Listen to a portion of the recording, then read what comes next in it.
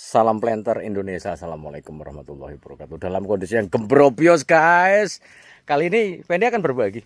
Kemarin ada yang bertanya, Pak Fendi bagaimana caranya ketika kita membeli ladang untuk bisa melihat bibitnya itu unggul atau tidak? Jawabannya adalah seperti ini. Ketika kita memasuki pasar, dua baris pasar hidup itu, kita akan memasuki itu. Ketika kita masuk, maka misalnya seperti ini. Ini adalah pasar hidup ke sana, arahnya ke sana nih. Barisan 1 sana, barisan 2 sana. Kemudian kita akan jalan ke sana. Ketika ada tanaman yang ataupun buah yang matang, kita akan ambil. Kita contohkan.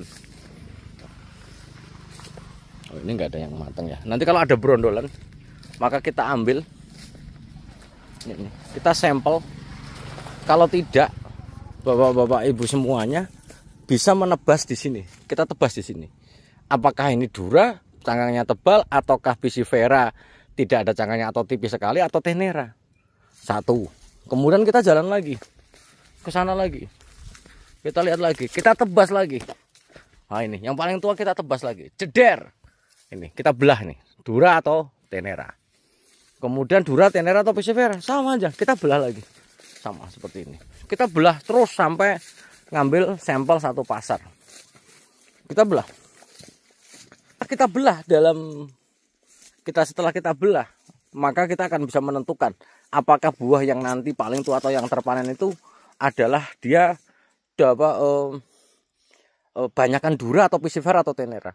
Ingat, bibit bersertifikat adalah bibit yang dikeluarkan oleh Balai, di mana bahwa standar nasional Indonesianya itu adalah maksimum hanya 2% duranya. Maksimum 2%, ingat baik-baik, maksimum 2% baik dura ataupun pisiferanya. Sehingga rata-rata harusnya tenera.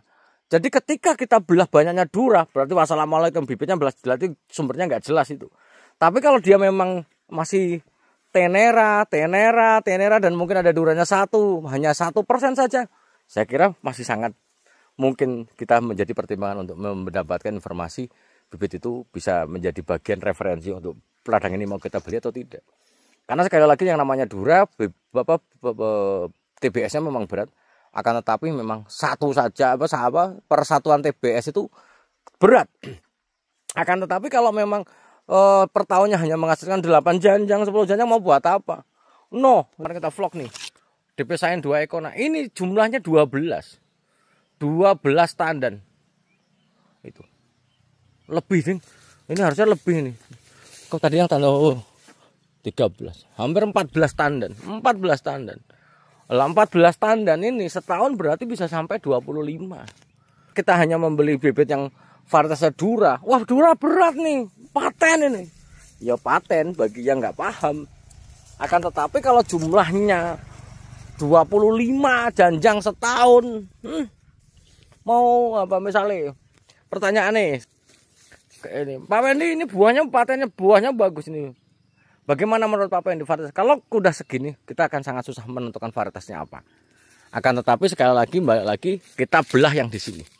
Apakah dia dura atau tidak? Kalau dia dura, mungkin di usia segini belum mengalami faktor drop yang signifikan. Tapi kalau dia sudah sampai 8 tahun, ya jumlahnya tinggal berapa? Lah berapa persen yang kayak gini? Lah ini. Foto berondol semuanya. Ketika Bapak Ibu semuanya mau berinvestasi di kelapa sawit, pastikan dulu bibit yang mau dibeli itu yang ditanam apa. Kalau bibitnya tidak bersertifikat, nggak usah lah. Atau sebagian besar, nah misalnya ada yang menjual, Pak Fendi ini bibitnya dulu bersertifikat. Dulu bibitnya bersertifikat. Jadi menurut Pak Fendi apakah asli atau tidak? Ya itu tadi caranya.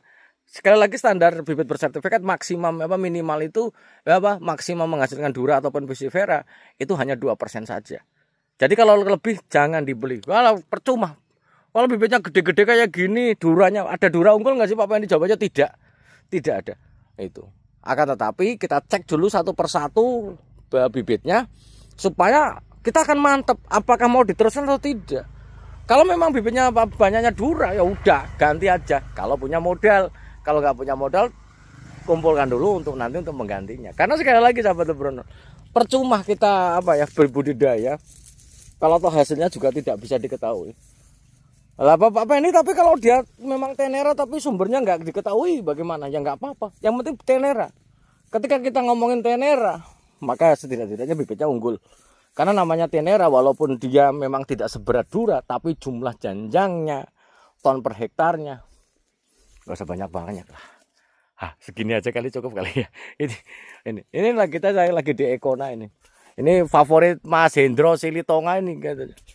Tapi memang tak akui Ekona ini salah satu dipisahin yang menurut saya sangat potensial untuk dikembangkan oleh para petani-petani semuanya.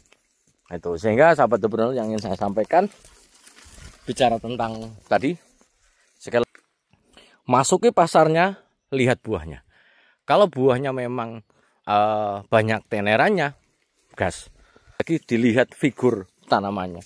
Jangan hanya membeli katanya itu, jangan cek satu persatu. Coba bawa orang yang paham, cek satu persatu. Itu masih bisa diteruskan atau enggak. Kalau enggak bisa diteruskan, ngapain kita berpeluh-peluh untuk bisa berpeluh-peluh memperbaikinya atau membelinya, toh hasilnya juga nggak karuan. Seperti itu.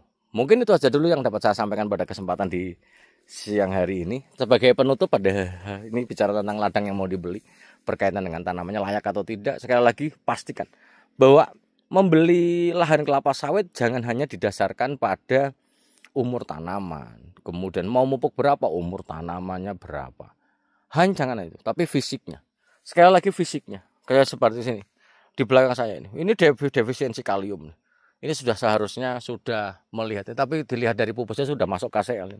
Karena yang di belakang ini tidak akan mungkin sembuh, karena udah bintik-bintik oren ini ya udah ikhlaskan saja lah, karena tidak akan mungkin sembuh. Seperti itu. Jadi bicara tentang bibit, jauh dari lahan yang mau dibeli. Jangan hanya katanya. Kalau Anda Bapak Ibu semuanya berada di Jakarta, berada di kota-kota mau investasi, lihat dulu, minta fotonya, detail, datangi.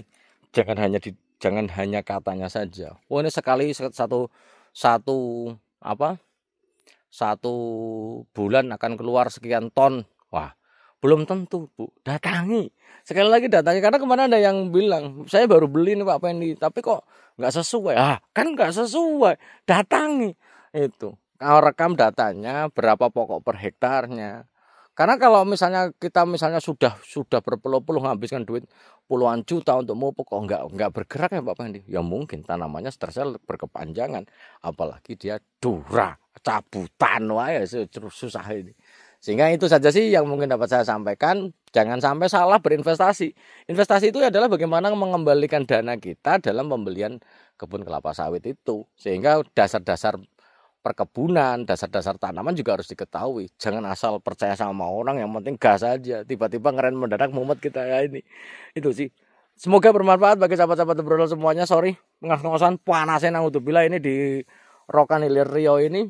Tapi intinya adalah tetap entrepreneur adalah salah satu channel tempat berbagi, bukan terpinter, akan tapi tempat berbagi yang akan memberikan mungkin alternatif solusi bagi sahabat-sahabat entrepreneur. Salam planter Indonesia. Assalamualaikum warahmatullahi wabarakatuh.